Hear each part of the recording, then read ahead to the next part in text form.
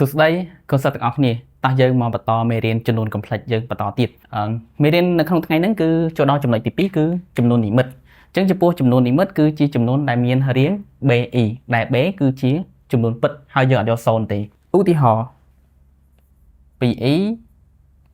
3E ឬក៏ដក 5E អញ្ចឹងទាំងអស់នេះហើយគឺជាចំនួននិមិត្តដែលមានលេខហើយជាមួយ E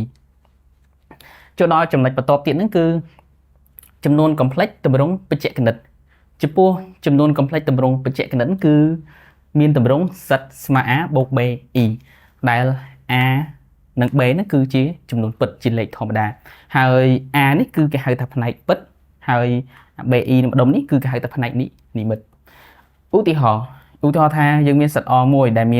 លស្មើនឹង1ដកឬ 3E អញ្ចឹងចំនួន complex បែបនេះហើយគេហៅថាទម្រង់បច្ចេកនិតហើយសិត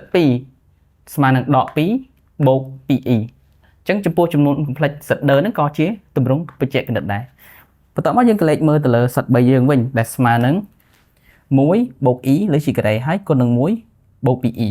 ចំពោះចំនួន complex មួយនេះយើងឃើញថាមាន1បូក E លើជាការ៉េហើយត្រូវគុណនឹង1បូក 2E ទៀតអញ្ចឹងយើងអាចសន្និដ្ឋានបានថាចំនួន complex សិត3មួយនេះគឺមិនមែនជាទម្រង់បច្ចេកនិតទេចូលដល់ចំណុចបន្តទៀតចំពោះចំណុចបន្តទៀតចំណុចទី4គឺចំនួន complex ឆ្លាស់ចំនួន complex ឆ្លាស់នៃសិតគឺយើងតាំងដោយសិតបាបើសិនជាយើងមានសិតស្មើនឹង A បូក BE អញ្ចឹងយើងទាញបានសិតបាយើងគឺស្មើនឹង A ដក BE ហើយចំពោះចំនួន complex ឆ្លាស់យើងគឺយើងឆ្លាស់តែសញ្ញាមុខផ្នែកនិមិត្តទេចំពោះមុខផ្នែកពិត A សញ្ញាវាបែបម៉េចគឺនៅដដែលឧទាហរណ៍យើងមានសិតអងស្មើនឹង1ដកឬ 3E អញ្ចឹងយើងទាញបាន complex ឆ្លាស់នៃសិតអងគឺសិតអងបាហ្នឹងគឺស្មើនឹង1បូកឬ 3E គឺយើងឆ្លាស់ពីសញ្ញាដកនេះទៅបូកវិញហើយយើងមានសិត2ឧទាហរណ៍ថាយើងមានសិត2ស្មើនឹងដក2បូក 2E អញ្ចឹងយើងទាញបាន complex ឆ្លាស់នៃសិត2យើងគឺដក2ដក 2E យើងមើលសញ្ញាដកនៅមុខផ្នែកពិតគឺនៅដដែលហើយយើងឆ្លាស់តែសញ្ញាមុខផ្នែកនិមិត្តទេ